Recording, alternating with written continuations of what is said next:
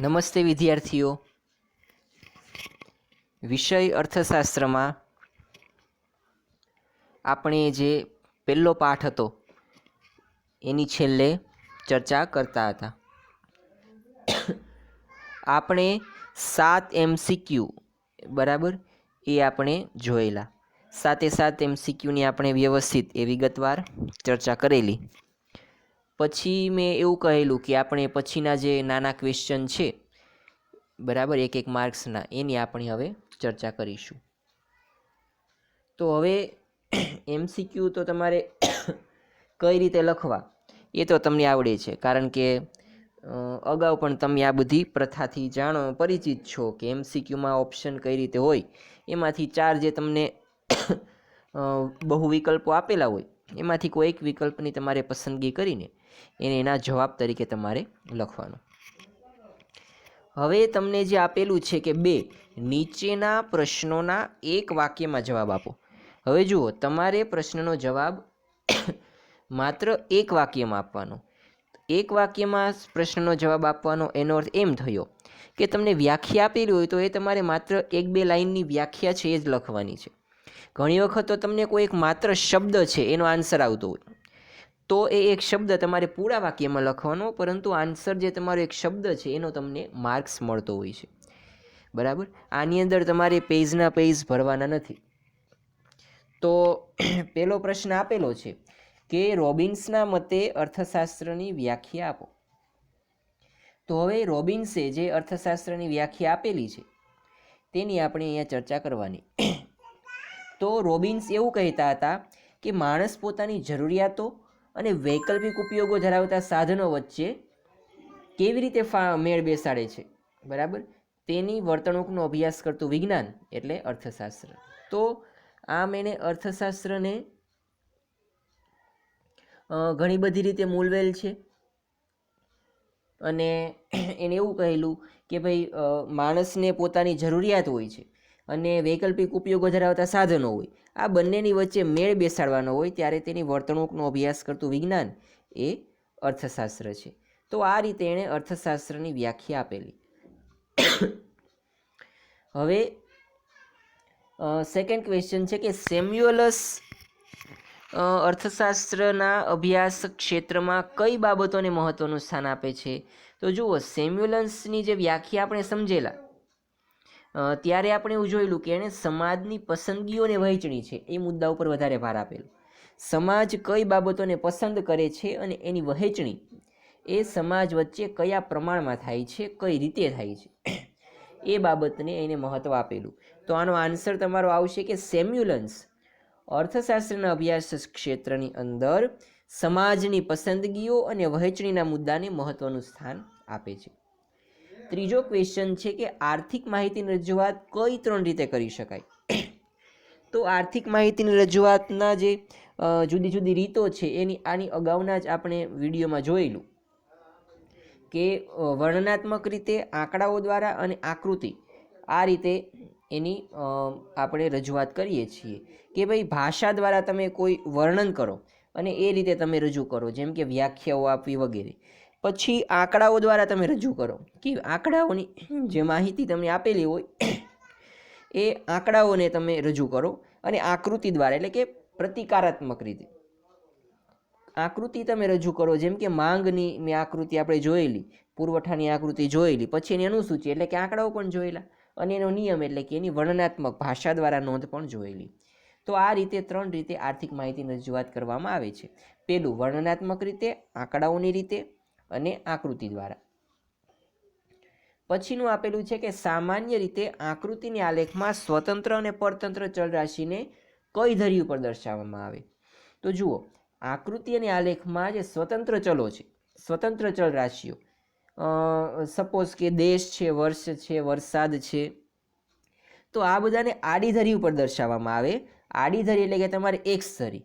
જ્યારે પરતંત્ર ચલો એટલે કે બીજા ઉપર આધારિત ચલો, સ્વતંત્ર ચલો ઉપર આધારિત જે ચલો છે પરતંત્ર ચલો, એ વસ્તી, આવક, ઉત્પાદન વગેરે છે એને વાય ધરી ઉપર દર્શાવવામાં આવે છે. બરાબર, તો આ રીતે પરતંત્ર અને સ્વતંત્ર ચલો છે એને કઈ ઉપર દર્શાવવામાં આવે એ તમને અહીંયા આપેલું છે. પછીનો પ્રશ્ન આપેલો છે છેલ્લો કે વૃત્તાંશ આકૃતિ એટલે શું? તો માહિતીને જુદા જુદા વિભાગોમાં કે પેટા વિભાગોમાં વહેંચાયેલી હોય ત્યારે વર્તુળ દોરીને તેના વિભિન્ન અંશો કે વિભાગો દર્શાવવામાં આવે તો તેને વૃત્તાંશ આકૃતિ કહેવામાં આવે છે. કે ભાઈ વિભિન્ન અંશો કે વિભાગો દ્વારા એ તમે જ્યારે વર્તુળમાં એ માહિતીને રજૂ કરો ત્યારે તેને વૃત્તાંશ આકૃતિ કહેવામાં આવે છે. તો આ હતા તમારા 1 માર્ક્સના સવાલ જવાબ, જે તમારા પરીક્ષામાં તમને વિભાગ બી બરાબર તરીકે પૂછાય છે અને એમાં દરેક પ્રશ્નનો તમને 1 ગુણ મળે છે. એ પ્રશ્ન તમારા આ છે. પહેલા યુનિટના ટોટલ 5 પ્રશ્નો છે. હવે સેકન્ડ આપેલું છે કે નીચેના પ્રશ્નોના ટૂંકમાં જવાબ આપો. હવે જુઓ, તમારે ટૂંકમાં એના આન્સર લખવાના છે અને એની અંદર તમારે થોડુંક ડિટેલમાં બરાબર વધારે લખવાનું. વધીને 5 કે 7 લાઈન માટેનો તમને આ જે સવાલ આપેલો હોય એ રીતે તમારે લખવાનું. હવે કૌટિલ્યની વ્યાખ્યા, તો જુઓ કૌટિલ્યની વ્યાખ્યા તમારે માત્ર અહીંયા વ્યાખ્યા નહીં લખવાનું પરંતુ તે સમજાવવાની છે. કૌટિલ્યએ આપેલી વ્યાખ્યા શું છે તે સમજાવો. એટલે કે કૌટિલ્યની વ્યાખ્યા એ તમારે સ્પષ્ટ રીતે સમજાવવાની છે. તો પહેલાં તો તમારે વ્યાખ્યા લખવી પડે અને એનું થોડું ડિસ્ક્રિપ્શન એ તમારે અહીંયા લખવું પડે છે. તો જુઓ, કૌટિલ્યએ એવું કીધું કે મનુષ્યની વૃત્તિ અર્થ છે, મનુષ્યના વસવાટની ભૂમિ અર્થ છે, તેવી પૃથ્વીના લાભ પાલનના ઉપાયો દર્શાવતું શાસ્ત્ર એટલે કે અર્થશાસ્ત્ર. આવી વ્યાખ્યા કૌટિલ્યએ આપેલી. તો હવે જો આનું તમારે ડિસ્ક્રિપ્શન થોડુંક લખવાનું કે માનવ જીવનની અંદર આપણે જાણીએ છીએ કે 4 પુરુષાર્થો છે: ધર્મ, અર્થ, કામ અને મોક્ષ. હવે આ 4 કાર્યો કોઈ પણ માણસે કરવાના હોય. હવે જેમાં જે અર્થ છે, પેલું ધર્મ, અર્થ, કામ અને મોક્ષ, એમાં જે બીજું અર્થ છે એટલે કે નાણું મેળવવું. તો નાણાં મેળવવા માટે કોઈ પણ વ્યક્તિ એ કોઈ પ્રવૃત્તિ કરે છે. તો હવે જો કોઈ પણ વ્યક્તિ એ નાણાં મેળવવા માટે જે પ્રવૃત્તિ કરે છે ને એ જ પ્રવૃત્તિને અર્થશાસ્ત્રને એ જ પ્રવૃત્તિ સાથે લેવા દેવા. નાણાં વગરનો ના થયો નાણે નાથા લાલ, આ કહેવત અત્યારે અહીંયા સાચી પડે છે. અર્થશાસ્ત્રને જે નાણાં સંબંધિત પ્રવૃત્તિ છે તેની સાથે લેવા દેવા, બાકી કોઈ પણ પ્રકારની પ્રવૃત્તિ સાથે એ તેને લેવા દેવા નથી. પછી બીજું માર્શલની વ્યાખ્યા આપેલી, એ પણ તમારે એ જ રીતે સમજાવવાની છે બરાબર. એ તમે જાતે ટ્રાય કરજો. ત્રીજો ક્વેશ્ચન આપેલો છે કે આર્થિક પ્રવૃત્તિ અને બિન આર્થિક પ્રવૃત્તિ વચ્ચેનો તફાવત સમજાવો. તો હવે આ સવાલે વાણિજ્ય વ્યવસ્થા અને સંચાલનમાં પણ આવે, પરંતુ એ કન્ટેક્સ્ટમાં તમારે આ સવાલ નથી લખવાનો, તમારે અર્થશાસ્ત્રની પરિભાષામાં લખવાનો કે આર્થિક પ્રવૃત્તિ અને બિન આર્થિક પ્રવૃત્તિ કોને કહેવાય છે. તો એનો તમારે પહેલાં અર્થ લખવાનો, પછી એનું એક ઉદાહરણ લખવાનું, પછી એનો હેતુ લખવાનો બરાબર. આ રીતે તમારે આર્થિક અને બિન આર્થિક પ્રવૃત્તિ છે એને સમજાવવાની છે. આ માટે તમે કોષ્ટક પણ દોરી શકો બરાબર, અને એના 2 ભાગ પાડી શકો અને એ રીતે તમે દર્શાવો તો પણ ચાલે. હવે તમે જાણો છો કે આર્થિક પ્રવૃત્તિ અર્થશાસ્ત્રની અંદર કોને કહેવામાં આવી છે. તો અર્થશાસ્ત્ર એવું જણાવે છે કે કોઈ પણ વ્યક્તિની જરૂરિયાત સંતોષવાના હેતુસર જે ચીજવસ્તુઓનો વિનિમય કરવામાં આવે બરાબર, અને એટલે કે આવક અને ખર્ચ મેળવવાની પ્રવૃત્તિ છે તેને આર્થિક પ્રવૃત્તિ કહેવામાં આવી. જ્યારે બિન આર્થિક પ્રવૃત્તિ કોને કહેવામાં આવી કે જેમાં આવો કોઈ પણ હેતુ હોતો નથી, આવી કોઈ પણ વૃત્તિ હોતી નથી, પરંતુ દયા ભાવના, પ્રેમ, માયા વગેરે લાગણીઓ દ્વારા એ પ્રેરાઈને આવી પ્રવૃત્તિ થતી હોય છે. પછી એના તમારે ઉદાહરણો એવું બધું લખી નાખવાનું અને ડિસ્ક્રિપ્શન તમારે થોડુંક સમજાવવાનું, એટલે તમને 2 માર્ક્સ આમાં મળે. પછી એકમલક્ષી અને સમગ્રલક્ષી અર્થશાસ્ત્ર વચ્ચેનો તફાવત સ્પષ્ટ કરો. આમાં પણ તમને બહુ બધો તફાવત એ મળી રહેશે. આપણે બહુ અગાઉ પેલો બીજો લગભગ વિડીયો હશે ત્યારે મેં તમને સમજાવેલું છે કે સમગ્રલક્ષી અને એકમલક્ષી અર્થશાસ્ત્ર વચ્ચે શું તફાવત છે. એ રીતે તમારે અહીંયા એનો તફાવત સ્પષ્ટ લખવાનો. તમારે પેલું કોષ્ટક બનાવવાનું છે અને બંને બાજુ એના એક મુદ્દા લખવાના. એ રીતે તફાવત તમારે સમજાવવાનો છે. પછી અર્થશાસ્ત્રની દશા અને દિશાના વલણોમાં જાણવા માટે આંકડાકીય માહિતી ઉપયોગી છે, સમજાવો. એટલે કે તમારે અહીંયા આંકડાકીય માહિતી છે બરાબર, આંકડાકીય માહિતી એનું મહત્ત્વ એ તમારે સ્પષ્ટ કરવાનું છે બરાબર. તો એ રીતે તમારે આંકડાકીય માહિતીનું મહત્ત્વ પહેલાં સવાલ લખવાનો અને એની અંદર આંકડાકીય માહિતીના મહત્ત્વના જે મુદ્દાઓ મેં તમને સમજાવેલા છે અને ભણાવેલા છે એ તમારે લખવાના છે. પછી તમને મોટા સવાલે 5 માર્ક્સમાં પૂછાય એવા આપેલા છે, બરાબર. એમાં તમારે બહુ વિગતવાર વ્યાખ્યા, એ લગભગ 1 પેજની અંદર એ વ્યાખ્યા તમારે સમજાવવાની. તમારે તમારી જાતે એ થોડુંક ડિસ્ક્રિપ્શન એ આની અંદર લખીને એ વ્યાખ્યા સમજાવવાની છે.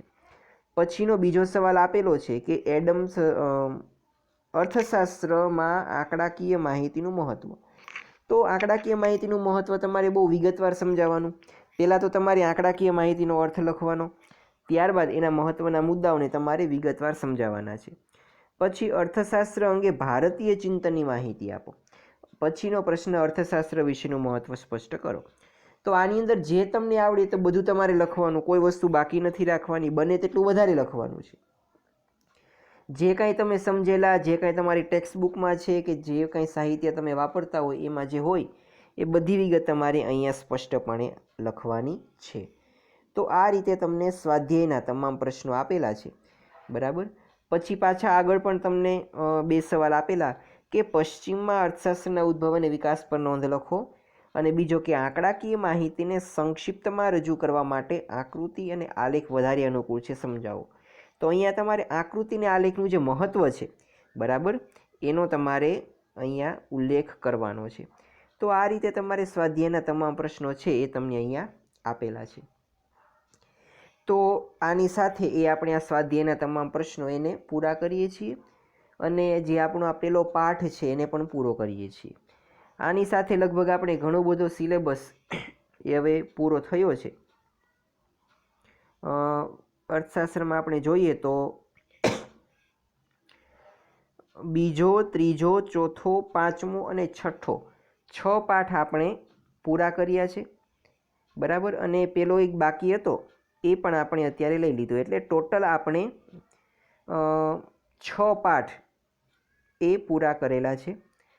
હવે પછીના લેક્ચરમાં આપણે 7મું યુનિટ એટલે કે ભારતીય અર્થતંત્ર, હવે જે કાંઈ તમે શીખાય એના કરતાં સાવ અલગ, તદ્દન અલગ એવું ભારતીય અર્થતંત્રનો યુનિટ એ તમારે ભણવાનું.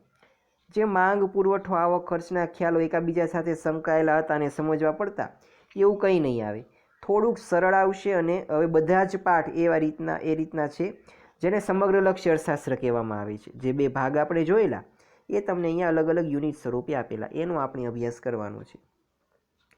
તો આજનો લેક્ચર આપણે અહીંયા સુધી જ રાખીએ છીએ, અને નેક્સ્ટ લેક્ચરમાં આપણે એ પાઠની શરૂઆત કરીશું. અને હોમવર્કની વાત કરીએ તો હોમવર્કમાં તમારે જે પહેલો પાઠ આપણે આજે કરાવેલો,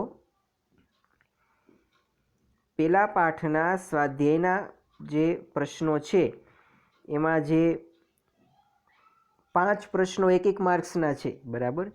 તમારે હોમવર્કમાં સ્વાધ્યાયના બીજાના જે 5 પ્રશ્નો છે 1 માર્ક્સના એ તમારે 1 વખત લખીને હોમવર્કમાં મોકલાવાના છે. સવાલ અને જવાબ બંને તમારે લખવાનું છે હોમવર્કમાં, બરાબર, અને લખીને મોકલાવાનું. તો આજનું તમારું હોમવર્ક એ આ 5 પ્રશ્નોનું રહેશે. અને આજનો લેક્ચર એ આપણે અહીંયા સુધી રાખીએ, અને નેક્સ્ટ લેક્ચરમાં મળીશું ત્યારે આગળનો સિલેબસ ચલાવીશું.